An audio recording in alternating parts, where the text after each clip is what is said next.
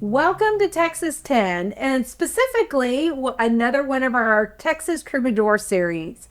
And today we have Bob Darden. He was a longtime professor at Baylor, a very emeritus. You're a professor emeritus, right? Yep. Probably the most awarded Baylor professor. But more specifically, he's here because he's going to talk to us about Texas gospel, which we all know I love gospel music. We know you love gospel music, or maybe we didn't all know that, but now we do. So I'm guessing you love gospel music too? Mm-hmm. Have you always loved gospel music? Good question. I speak a lot in black churches and black conferences, and I try to get that out of the way early. Mm-hmm. I'm white. Okay. Let's just go ahead and...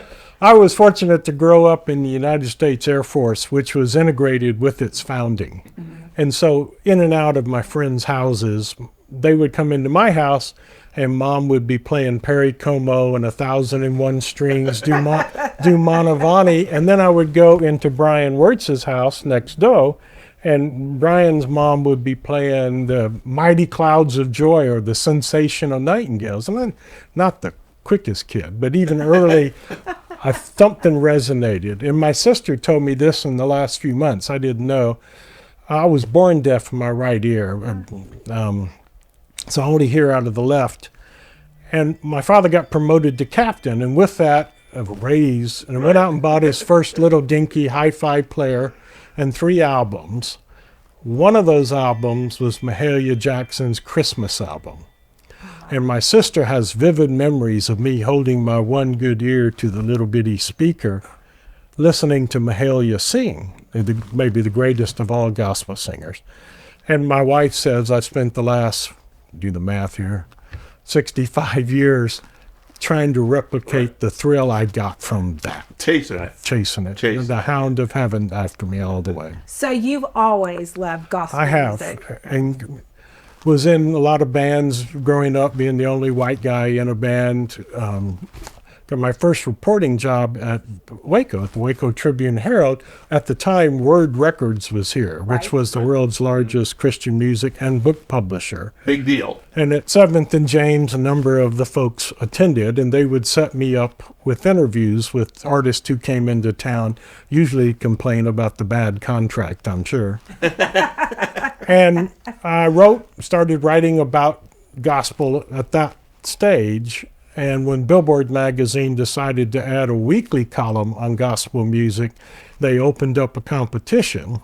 And there are better known writers out there than me, but I was writing about the business side as well as the personality side, which is what Billboard wanted. Mm-hmm. So that 15 years opened up a whole lot of doors. Well, let's back up, because you guys speak a common language. I was raised a Lutheran, so just give us your working definition of what gospel music is.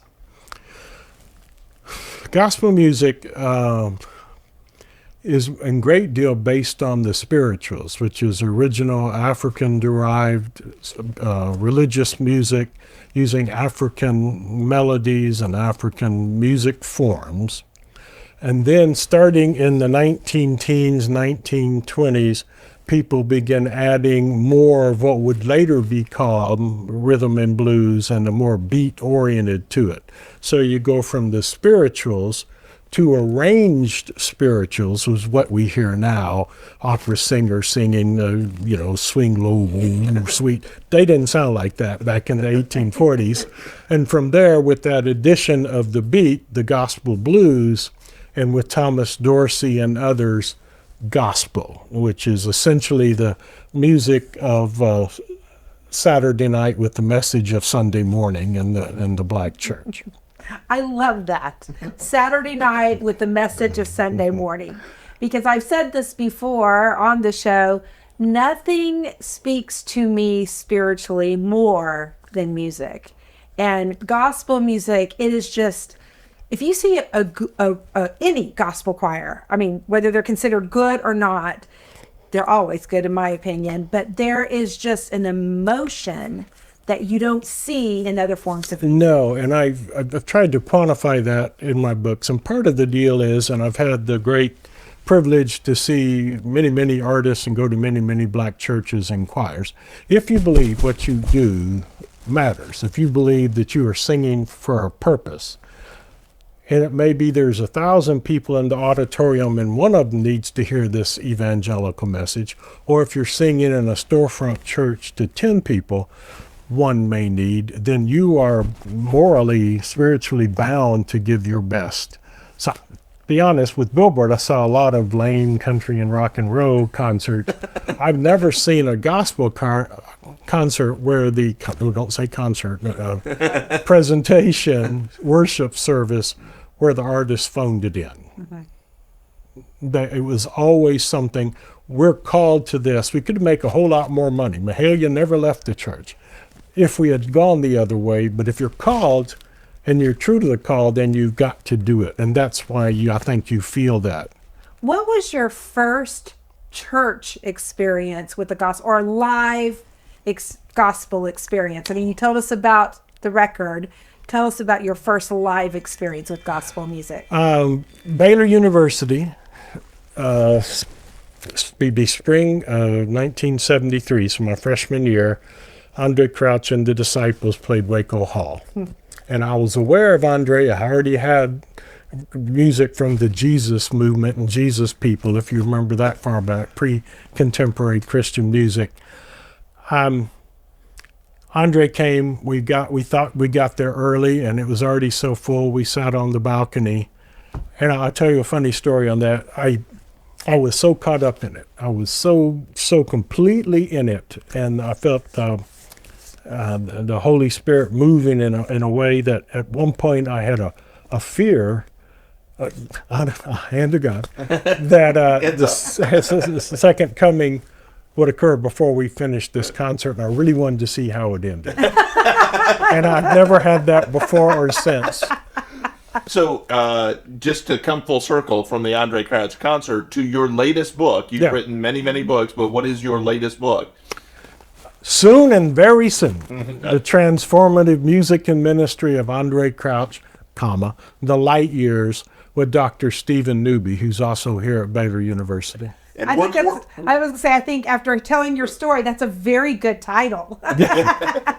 So we're going to have another session and hopefully get Dr. Newby in with us. I love that. Yeah, right, that'd be great. To talk about Andraé and how you guys in Waco, Texas have become, and we'll talk a little bit about the project. Yeah. I'll just call it, you know what I mean when I say the project.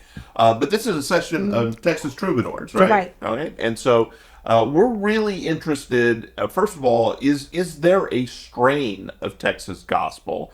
Or, I mean, how would you classify Texas gospel if there's any difference? All right, buckle up. Okay.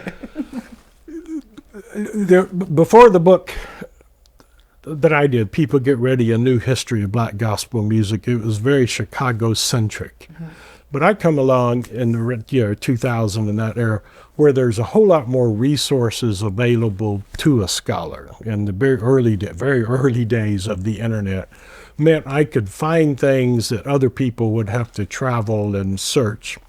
So I was able to expand gospel music's both origin story and these areas of influence and power. You always will know the Deep South from Georgia, but a lot of people don't think Texas is part of that. Right.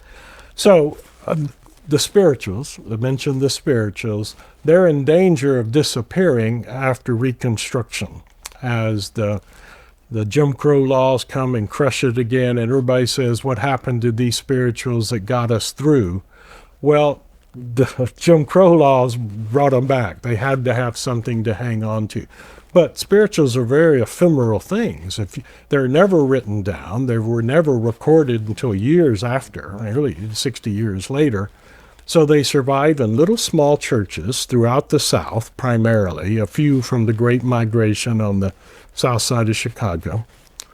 But somewhere in there, around the turn of the last century, opera singers, black opera singers, began to have their first chances to sing with white orchestras and white symphonies. And they very quickly turned to doing arrangements of these old spirituals. an arranged spirituals. So Roland Hayes or any of the great black singers from there, he would take, and instead of a spiritual, which is always sung differently from night to night, from plantation to plantation, because they're information giving as well as being spiritual, preserve many of them in this kind of semi-operatic soprano, alto, tenor, bass, regimented format. So it's like a Polaroid of what it sounded like on one night. It's not what it sounded like always, but that saves it. One of the people who did that, I've actually circled the Texas here, is Waco-born great baritone Jules Bledsoe. Now, Bledsoe is best known as being the person who helped do Old Man River on Broadway. He doesn't sing it in the movie because he's already in London singing it in the London version. But his is the original. It's much higher than the ones that are done later. He is more of a tenor than a bass. But Bledsoe recorded a number of those spirituals in that arranged form. And they're really hard to find, but I hope you get the chance to hear one of them. I brought some copies of that. So that's among the earliest. Okay, so that is, and that's not only Texas-centric, that's right where we're That's sitting. one. Right. But that is only for a certain audience, where the folks who are not that wealthy, the emerging middle class of African Americans, they're going to hear through more of the church. And the church that really pushes this is the Church of God in Christ, the Kojics. The Kojics, which have been founded out of the Azusa Street revival in the turn of the last century. Music is everything. Every church must have a musician. And very early, they began sending out musical missionaries. And one of the very first is a Texan named Arizona Drains, D-R-A-N-E-S. They couldn't give him a Texan name. He had to be Arizona. It is a great name, though. She was we don't know much about her. The late Mike Corcoran done the amazing research to find what we know. She was blind. She was educated at the Texas School for the Negro Blind in Austin, which had incredible faculty, many of whom had been trained in Europe, but couldn't get jobs in the U.S. except for at a high school. Crazy. But she played, and we believe Arizona Drain only recorded about 15, 20 total tracks on the 078s. Her earliest songs that she was out taking around the country are the first time a female recording artist, black, records what is recognizably gospel. And her songs become deep into the Kojic tradition. One of her biggest is, soon and soon by and by we're going to see the king. And Andraé hears that as 60 years later, it becomes soon and very soon we're going to hear the king. Turns out, I only found out as we worked on the book, that's actually earlier than a Kojic chant. It's an old spiritual that's primarily from the Southwest. So Arizona Drains in Texas is recording and singing with other evangelists. And then it comes along one of my all-time favorites, because he was born not far from here in tiny Pendleton, between here and Temple, Blind Willie Johnson. Blind Willie's story, like so many African Americans, turn of the last century, born into poverty.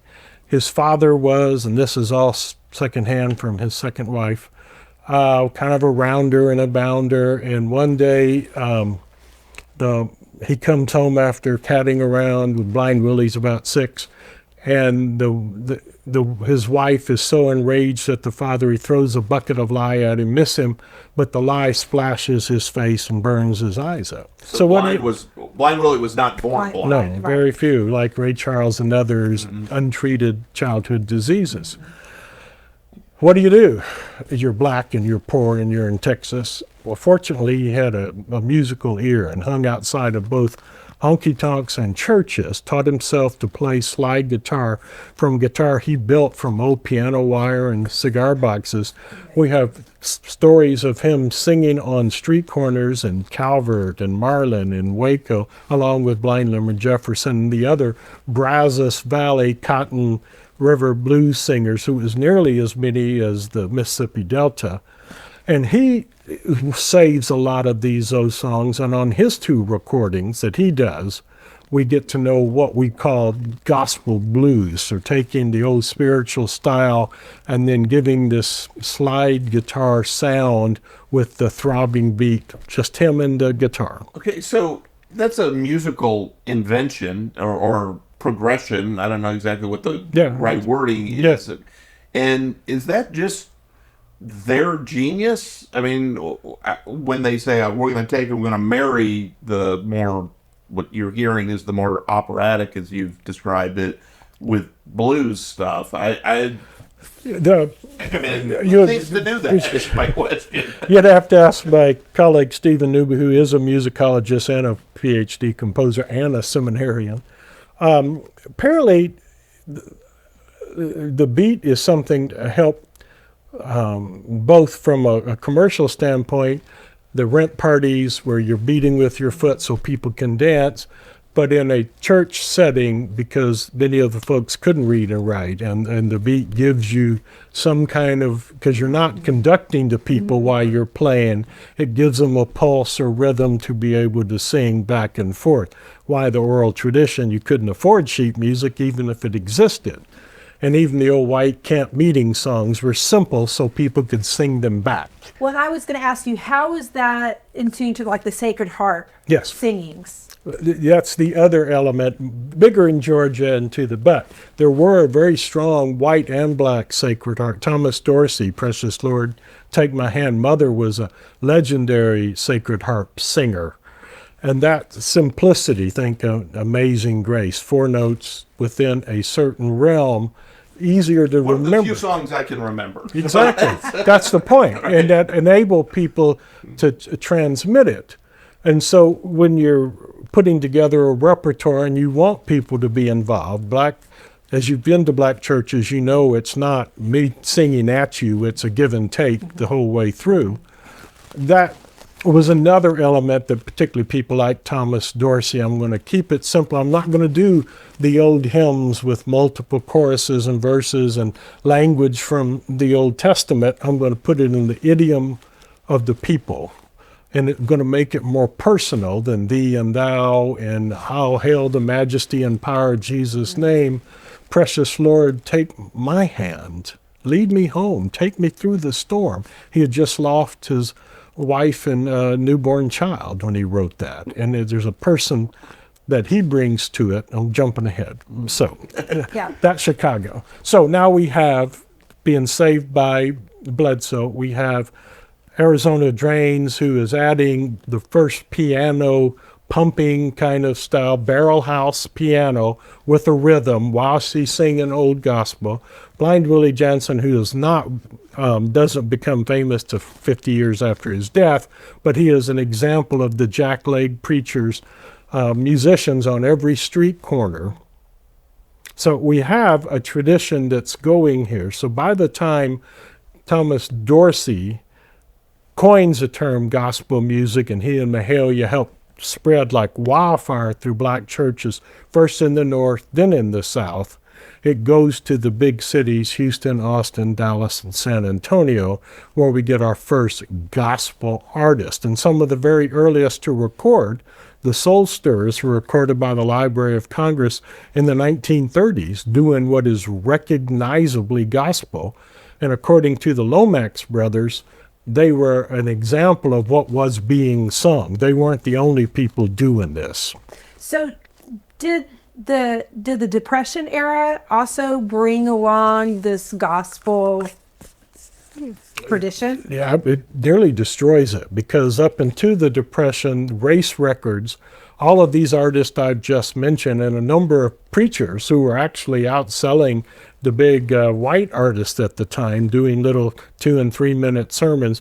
Reverend F.W. McGee from Hillsborough, one of the biggest, they sold those 78s into the hundreds of thousands right through the Depression. But Blind Willie Johnson, Arizona Drains, and so many others, with the Depression, it wipes out any kind of discretionary income. But it's still sung in the churches. So we have a gap where we don't get much recording, but it's still bubbling, because the Soul Stirrers, Rebert Harris, is recorded in 1934, I think.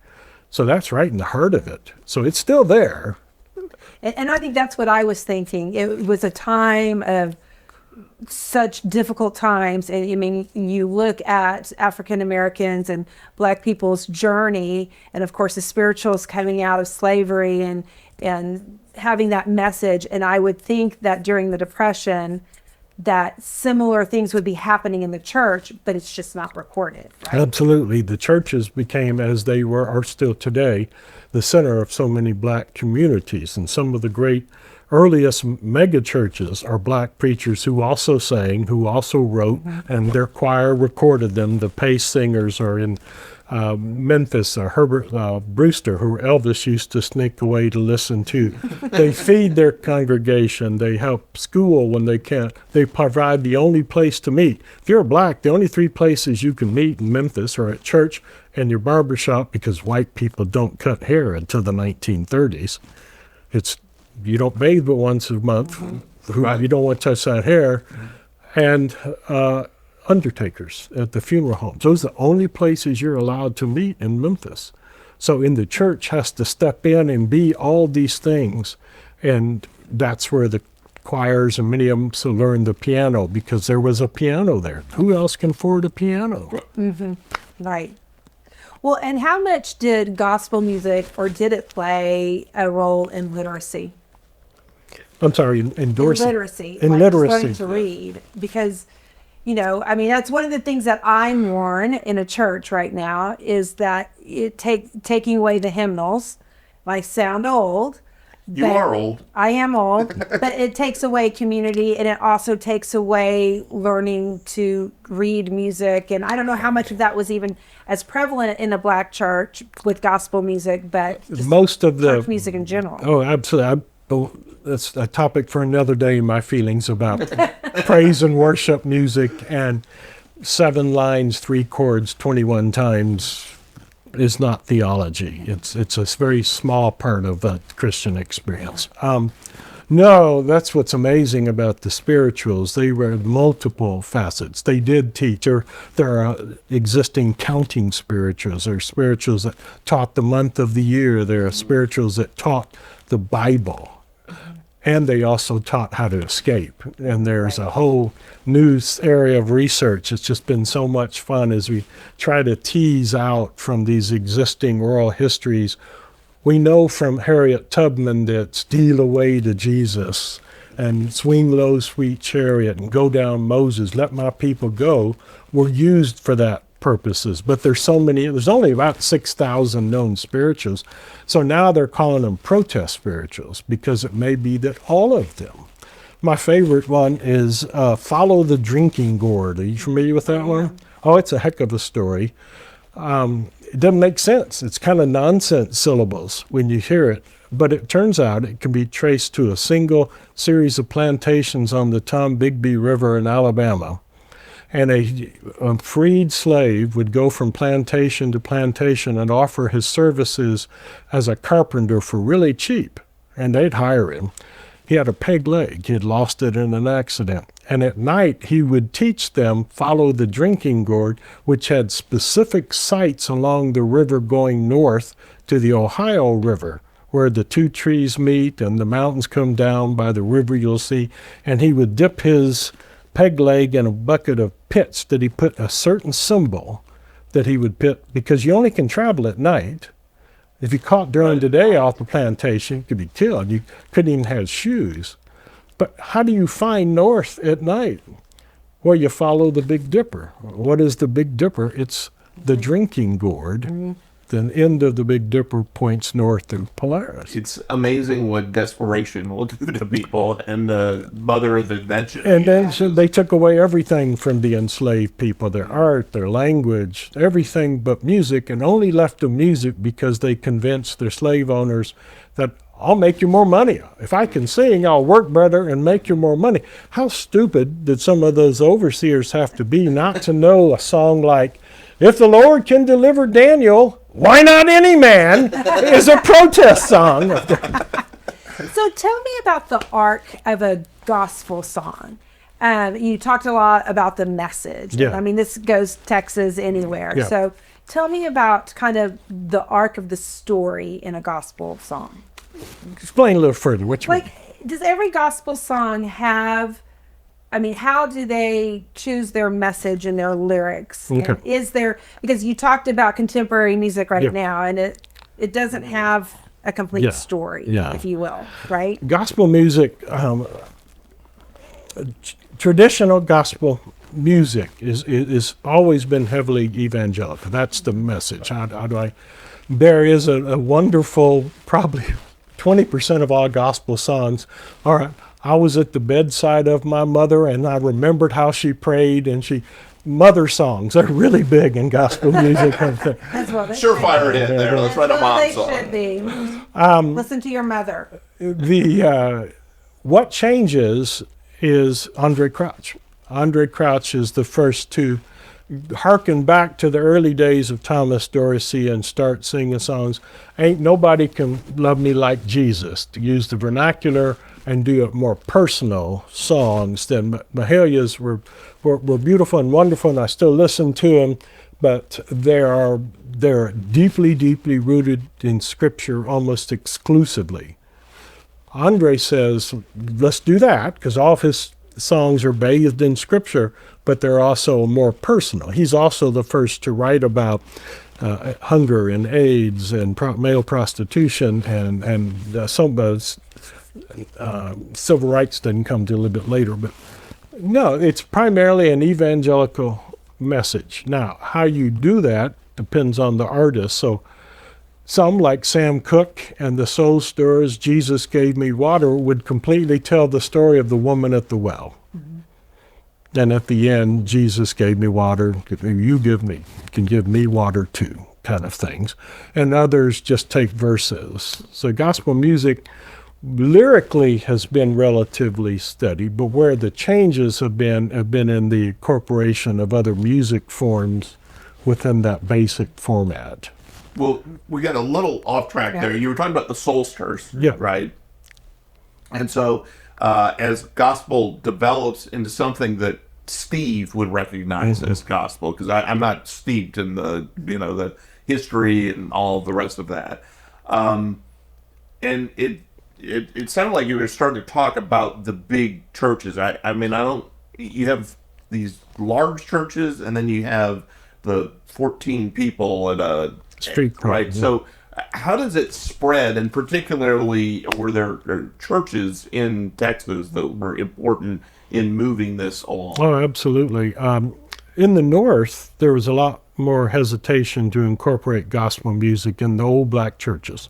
They were doing much closer to be recognizably white liturgy and white. They were doing oratorios and operas and big symphonic works even as early as the 1870s in the North. In the South, they're more open to what will become gospel music. Mahalia couldn't sing in most churches in Chicago for a long time because she moved her hips when she sang that sanctified snake dance from New Orleans. She couldn't help herself. And they just wouldn't let her do this because it didn't fit this, upper 10th aspiration that they have.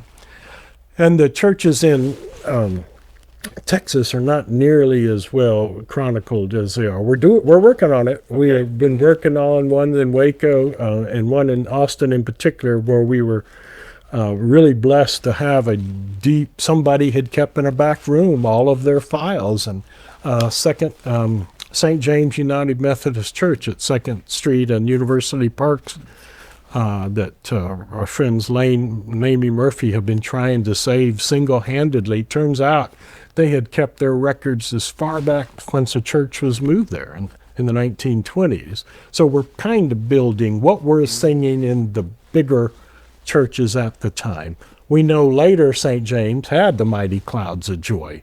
But in the beginning, when did gospel start creeping into the repertoire? I don't know. I would love to know. Well, so you mentioned something there. We might as well fill everybody in, okay? Because it was we've mentioned the project a couple of times, Yeah. and you've mentioned these resources that Yeah. you're finding. Why don't you explain for our listeners what at Baylor University has gone on to I'm sorry, I'm all over the place. No. Fascinating. Yes. Okay, so I wrote a book called People Get Ready, A New History of Black Gospel Music. It got me tenure, so I always feel so bad. But when I was finished with it, I was really angry because most of the music I was writing about, the foundational music of all American popular music, and 70% of it was unavailable for love or money. So I got angry, and in my arrogance, I wrote an editorial and sent it to the New York By God Times, which gets 700 unsolicited editorials a week. And they ran it on Valentine's Day 2005, the night of the Grammys, when Kanye West did Jesus Walked. And it said that if we let this music, this foundational music, disappear, then all future generations are going to judge us really harshly. Mm-hmm. And the next morning, my phone rang at my office in Baylor, and it was a wonderful millionaire guy who I still never met in New York, Mr. Charles Royce, and he says, "You figure out how to save it, I'll pay for it." Wow. What a phone call. So I retired undefeated as a development officer around that day, one for done. And I did the second smartest thing I ever did. The first was trick my wife Mary into marrying me. But the second one, I went across the street to the Baylor libraries. And you've probably been around Baylor enough to know there's only one entity on any college campus that everybody trusts. It's kind of like Switzerland and the United Nations. It's the library. Right. And God bless them. Librarians are not like anybody else. You give librarians hard work and trouble and questions, and they'll say, "Let me see what we can do." You tell anybody else, "I don't know. That sounds like a lot of work." And the now retired Bill Hare, the late Tim Logan, and Darrell Sturr, who's still there. And we worked for weeks and months. I used the royal we because I didn't just an old journalist. I don't know what I was doing, and came up with the finest digitization lab in the world, and enough money for 2 or 3 years for people to run it, and no money for me, which is one of my really stupid things that I've done in my life. And the budget, Bob. And we sent those plans off to Mr. Royce, and he overnighted us a check for $360,000.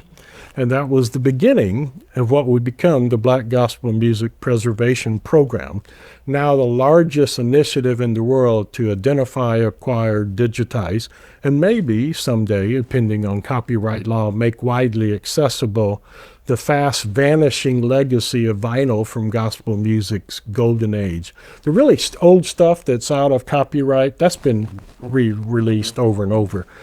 But stuff from 80 on is still in hot copyright, even if, like in Andraé Crouch, they haven't released anything of his in 15 years. So it was this middle bit that we worried about at the time.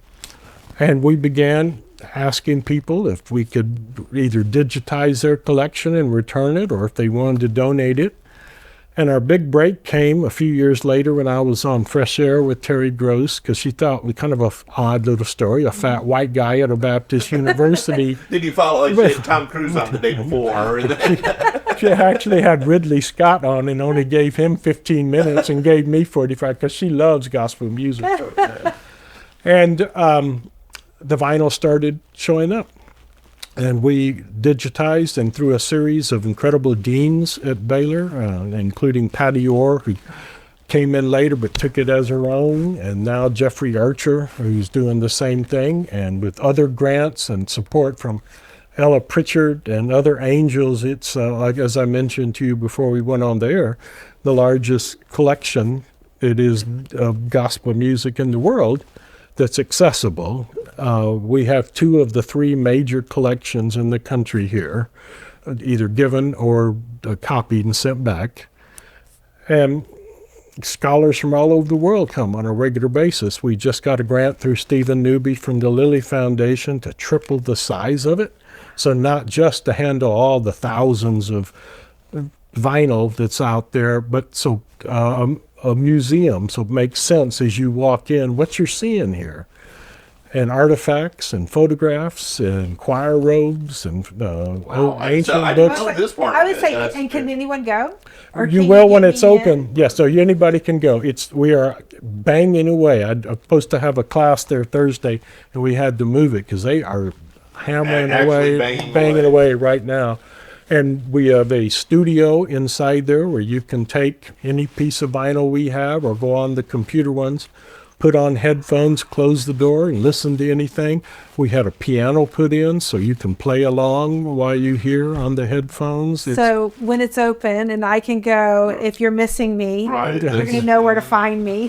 one of my favorite memories. I'd just given a tour to an African American group, and the place is kind of L-shaped at the time. Now it's much bigger, and we go back through to make sure we don't miss anybody because it was closing time.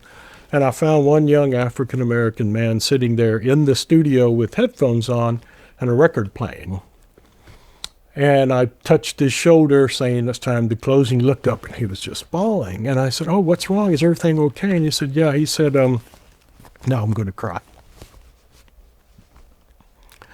He said, "I was raised by my grandmother who loved this music, and this was her favorite song by her favorite artist, and that's why I learned piano, and she's gone now, and I'm playing it for her because I don't have a copy." Well, who's going to talk next? So that Those kind of wow. things. right. So See, music moves you, and Yes, gospel well, music, even more really than music. right. Yes. Well, so we set this up as the sort of Texas Troubadours, and my thought was, well, what are the Texas artists, churches, that had an impact? But it occurs to me, and I listen. You have Shout, which is played on our NPR station. Is Yeah. it syndicated? Is it? I think it's about 20 stations Okay. right I now. love it. I So love it. it's a little segment Right. that you get. One of About your 2 minutes, stories. and I just picked something I can cram in 2 minutes. So, I was familiar just with the fact that Baylor done this. We are both Baylor Yeah. grads. But in terms of the Texasness of the story, I'm so happy that this congregation of the important art form happens to be on the Baylor campus. That's in Texas. And people say all the time, "Well, why you? Why not a historically black college? Why not a big state school?" So, well, why not here? If we really believe the faith that we talk about, we really believe that in Christ there is no east or west, black or free or slave, black or white. And if the resources came this way, and if God chose to use a wounded, broken vessel my main gift is that I have never gotten in the way of what God wanted to do with this. I know this isn't a religious program, but it's just the way this worked. I'm just an old journalist. I don't have any plan. I don't know anything except for I love this music, and it would be a sin to let it go. And I'm still teary-eyed over that. It's okay. As for Texas, one of the great joys is that we have been able to save music by Texas artists. Some, like the Pilgrim Travelers, who were really big in the 50s and early 60s, right up there with the very top, the Dixie Hummingbirds and the Swan Silvertones. But of the 21 known albums of theirs that we have, only 2 are still in print or even accessible. Mm-hmm. And where's the other 19? We have them now. If you want to trace the guys who were consummate road warriors, they bought a new Cadillac, whatever it was, in 58. Every year, did in the neighborhood of to 300 dates in a year, put over 400,000 miles on it, and then bought a new one on January 2nd.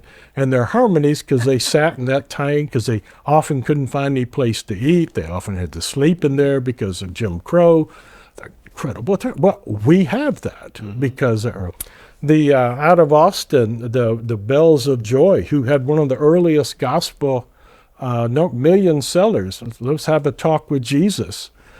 Heavy rhythm and blues from that deep east side, south side Austin kind of funky area. None of their stuff was in print right now, so we have theirs. One of the great labels, one of the great 5 gospel labels was in Houston, Don Roby's Peacock Records. And Roby is worth a book by himself. He was a gambler and a horseman and a all kinds of terrible, and it was probably just a write-off for him, but he had the jazz and rhythm and blues side. Then he had Peacock, and gospel artists would come to him, and knowing they were going to get ripped off, but he gave them studio time, and then they could buy the records from him at a discount, and he would pay them $5 a track, and that with royalties to come. Right.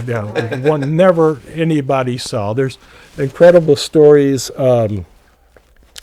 He would keep a loaded gun on his desk for people who came in to negotiate their contract. And Big Mama Thornton, who has a new documentary out, was one of his recording artists. And poor Big Mama was addicted to a mixture of Kool-Aid and formaldehyde and would go crazy at times. And there's stories of her chasing Little Richard through the building, trying to kill him because he said something that, and gospel artists next door recording some of the great songs of gospel music out of Peacock on the Fourth Ward down there. And then in the more modern time, after Andraé, probably the next big act who helped transform gospel music is Kirk Franklin out of Fort Worth. Stomp and The Reason Why We Sing were million sellers at a time when very few gospel artists are. Yolanda Adams is from Houston. I wrote down the Jones family's from Houston. Houston remains the Southwest Inspirational Choir in Dallas.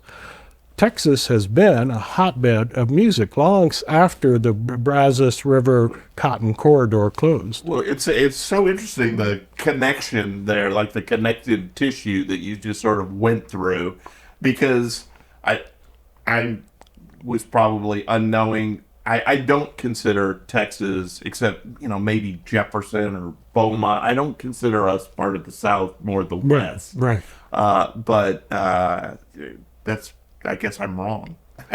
Well, the Cotton Belt area, I keep mentioning the Brazos River Valley, Navasota, Houston, all the way along there was the second biggest cotton growing. And after they depleted Alabama and destroyed it, essentially it moves here before it moves to Egypt and other places. So that's always a fertile place. Right. So why there's so many blues artists from Robert Johnson played over here, we believe. And many of the blues artists in Texas also recorded gospel songs under another name. Mance Lipscomb out of Navasota. Talk a little bit about the other name thing. It's just I've just lost his name, but one of my favorite of the old blues singer, Petey Wheatstraw, the devil's son-in-law, was a rowdy feller, sold a bunch of stuff. But he also, I think it's Deacon Jones. Of course. Yes, of course. He recorded early gospel and gospel blues, and they sold 78s at the same time. It was pretty common.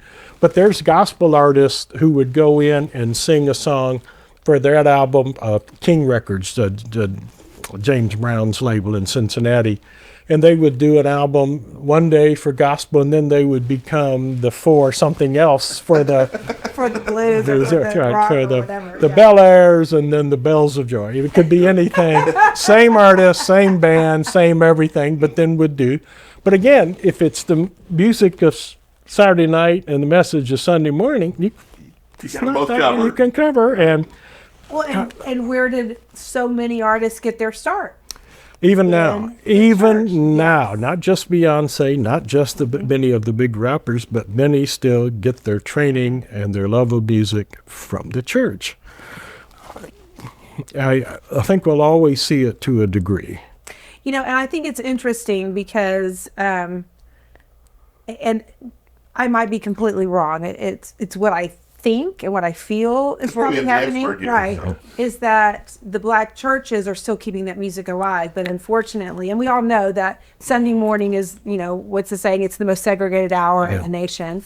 And unfortunately, I don't think the music, the whole congregation music being involved, it is as prevalent, but I think the black churches still have their choir. They do. Many of the bigger ones have switched to a hybrid of praise and worship and gospel. But in Waco, Dr. James Hunter's Tolliver Chapel still sings great gospel. Nico Davis at Second Baptist, another great choir, great Hammond B3 player. Reverend Carrie Berkeley's Zion, Greater Zion Ebenezer, right across from Baylor on I-35.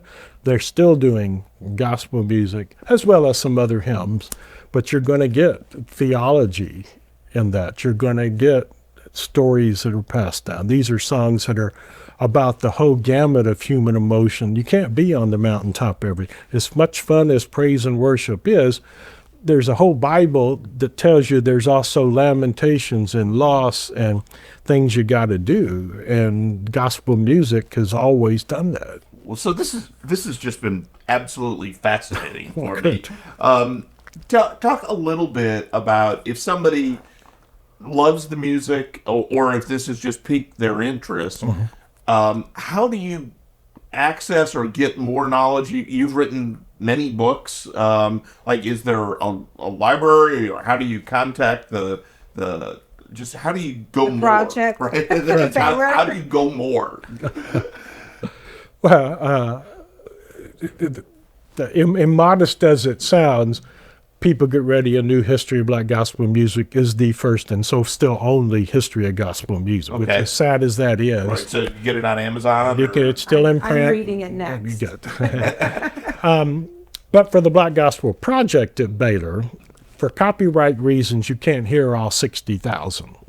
But you can hear thousands and thousands.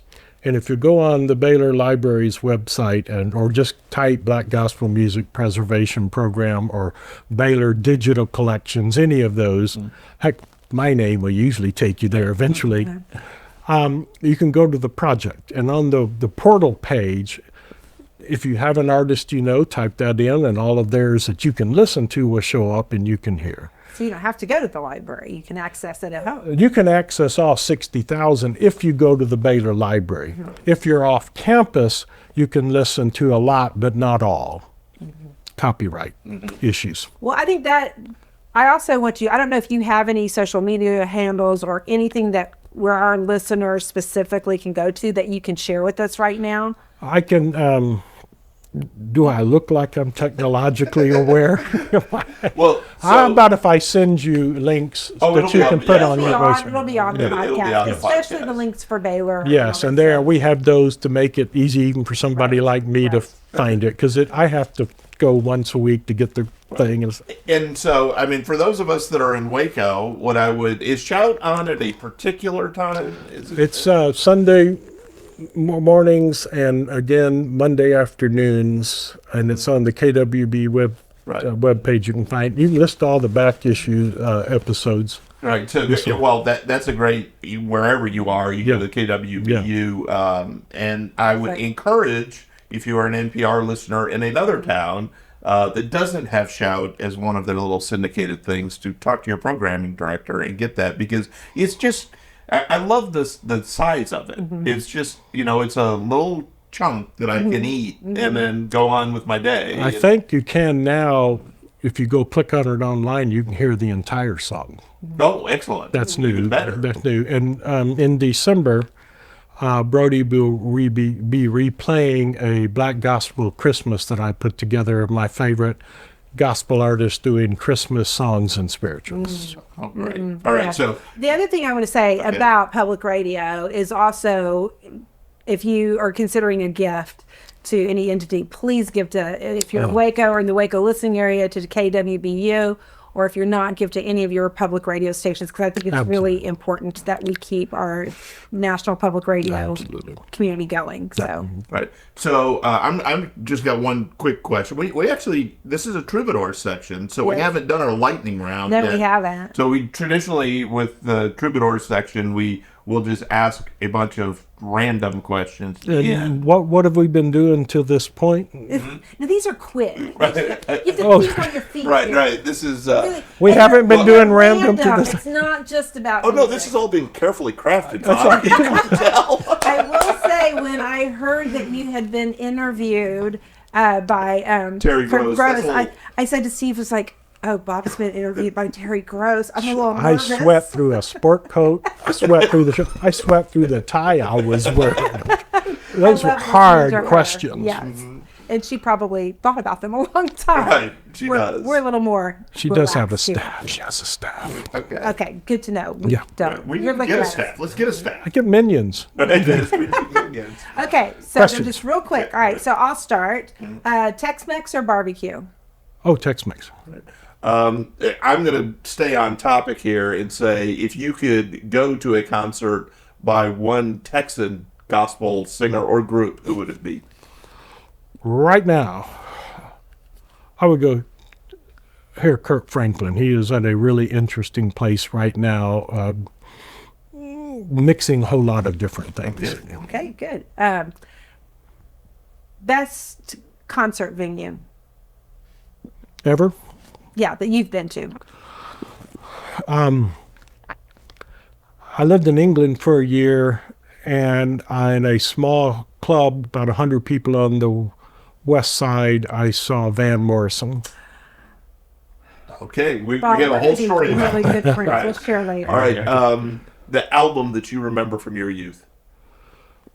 The Mahalia Jackson Christmas album, which we still have. Oh, wow. We also have Perry Como, and we have the Mantovani's 100. We have all. Honor your mom. Right. Come We on. still have them. Come on. Yep. All right. And Alan Sherman, still have all of our Alan Sherman albums.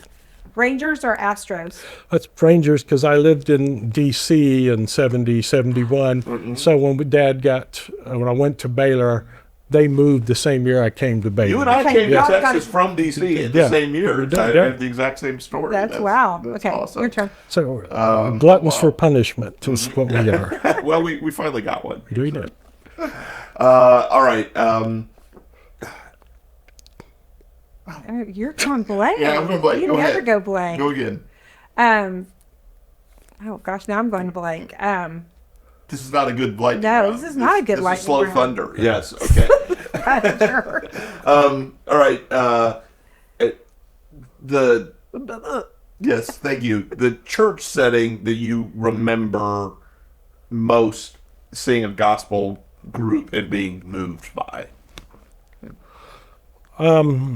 Mary and I, while I was working on the civil rights book, spent weeks on the south side of Chicago and went to a number of churches, but one of which we went to one of the mother churches, First Congregational on the south side. And I remember personally, because the choir is so big, they had two different choir directors, one for the bass, tenor, and altos who came in, and then another just for the sopranos who came in, and they were at war for the next 2.5 hours. But I think the one that I remember I went and heard Reverend Al Green at his church in Memphis. Wow. Okay. Okay. That's a pretty. I think tough that's to a top. good one to That's- end on. Yeah. Yeah. That's pretty tough to top right there. You have just been wonderful. I can't Oh, well, tell you how thank much you. I've enjoyed this, and now I want to go to dinner and just like really hear more. So thank you, Bob, for joining Thank you. us. And everyone, we encourage you to continue watching Texas 10 because you never know who we're going to have, and you never know what we're going to talk about. Follow us and like us on all the social media, Facebook, Instagram, and go to our website, texas10.com. Right. Tell a friend and shout. Yes, shout. Shout. Wish we had that music going now. Now you can do that. I can hear the Hammond right now. Thank you, Bob. Thank you. And I love this land, though it takes my breath away. From the Palo Duro to the Gulf Coast plain, from the heart of the hill country to the piney wood shade. I love this land, it takes my breath away.